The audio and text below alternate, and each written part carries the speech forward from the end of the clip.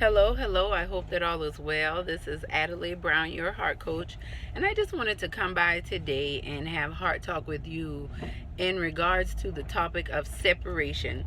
Um, like I said, I'm your heart coach, and with my company, we work with individuals to confront matters of the heart so that they can live authentically on purpose. And our mission is to create lasting solutions to effectively and efficiently help individuals overcome internal and external conflict. So the reason I wanted to talk about separation today is because I realize that separation a lot of times is absolutely necessary in order for us to live our lives to our fullest capacity. On Heart Talk, we do a Monday night conference call for women we've been doing since 2014.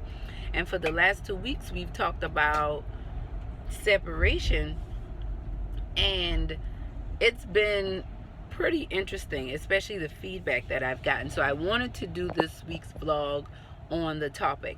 So when we think about separation, what is separation? Separation is to disconnect from, to disassociate, to divide, to partition, to create space between.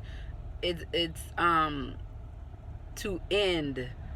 It's a lot of different things, a lot of different words I can use as synonyms. And I'm in the car right now. I don't have my notes on me to give you the actual definition, but just think about it as a disconnecting. And so I want you to think about in your life right now, what are some situations and circumstances that are really holding you back? What are some things that are plaguing you? Are you having struggles with your health? Are your relationships in shambles?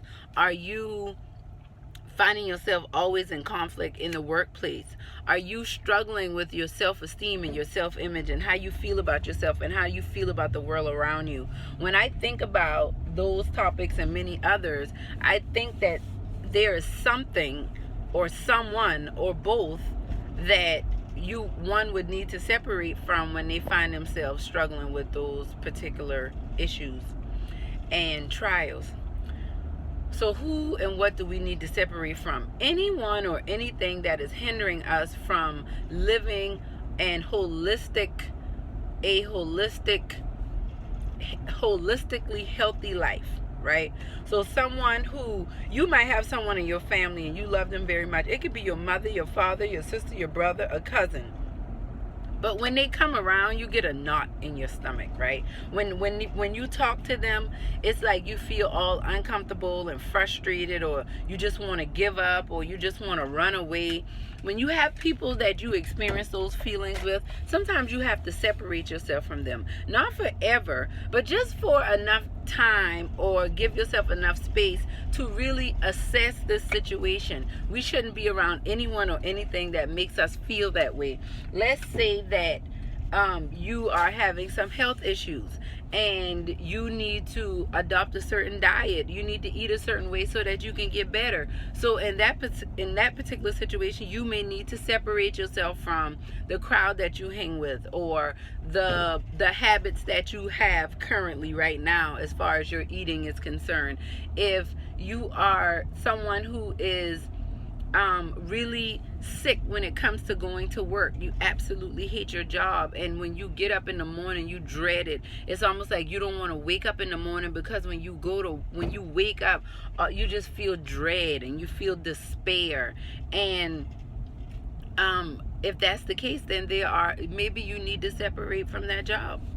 Or maybe you need to work on separating from that particular thought process or that perspective on your job so that you can enjoy it better.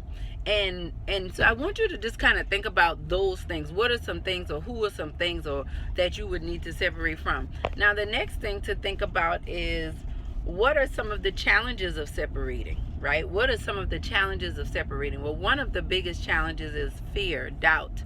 The fear of the unknown, the lack of familiarity with the new thing. Because when you separate, when you disconnect or disassociate from something or someone, then you're open to some other form of connection, some form of reconnection. And if we're not careful, we go right back to the thing that we want to get away from.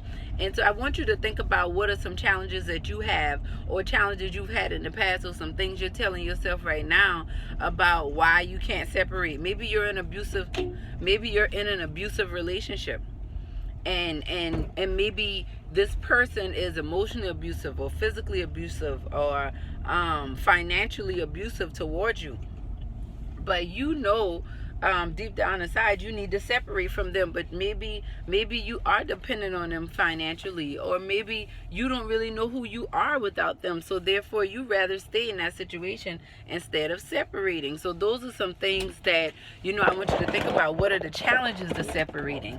And then I want you to think about how do we overcome those challenges. So we talked about what are some of the circumstances and situations that we would need to separate from. We talked about what are some of the challenges to separation, and now we're going to talk about how we can overcome. Overcoming is a big deal, because when you have a strategy about how you can overcome, you're much more likely to separate. So we need to have a plan. And for me, and when I work with my clients and the individuals that I serve in my life and in my business and just in my everyday life, I really use these 6 steps. I wrote my book on it, Help Save Me from My Broken Heart, Your Journey to Living and Loving Again. That's the title of the book. And I wrote this book based on these particular steps that I'm going to give to you. So the first one is connect. If we're going to separate from something or someone, we're going to have to connect. And for me, connection first starts with your Creator. For me, that's God. That's my Lord and Savior, Jesus Christ. And so when I connect and tap into that connection with Him, then I'm able to be more aware. That's the second step of what's going on. If I know my foundation is secure, then in connection, then I can move forward and start to explore what's going on in my life that's hindering me from moving forward in the separation. So next, we become aware. What is awareness? Awareness is just a becoming, acknowledging, becoming cognizant of something. You see it. It's like a lot of times we block things and people and situations out, but when you become aware, it's like it's clear, it's there, it's there. The third step to overcoming the challenges to separating, the third step would be acceptance. Accept what you become aware of. So if you realize that you're having trouble separating from this abusive relationship because you're really insecure. Maybe you're a woman who didn't grow up with your father, so this man says he loves you and you really want that love. So you have to accept the fact that the insecurities you have and the doubts and the father wounds you have are hindering you from moving forward to being who God has called you to be, and separating from this particular relationship that is not healthy for you.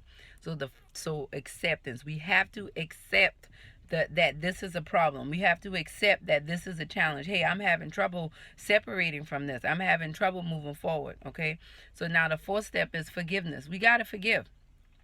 We have to forgive ourselves for being in these situations. We have to forgive ourselves for making bad choices. We have to forgive ourselves for not loving ourselves.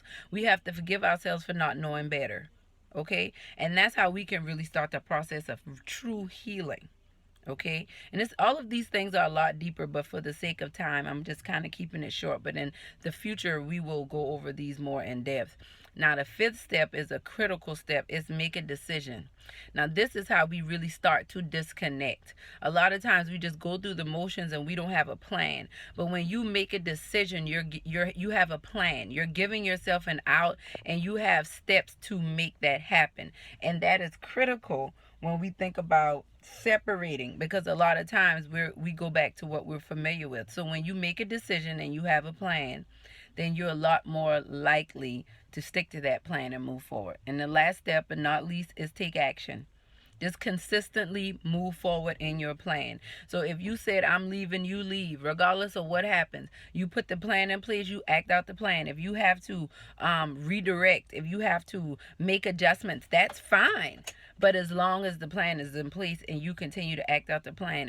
And those 6 steps, a connection, awareness, acceptance, forgiveness, decision, taking action, those 6 steps are what I've been using to overcome separation and the challenges of separation in my life, and a lot of other difficulties, and I encourage you to use those yourself, or consider using those yourself.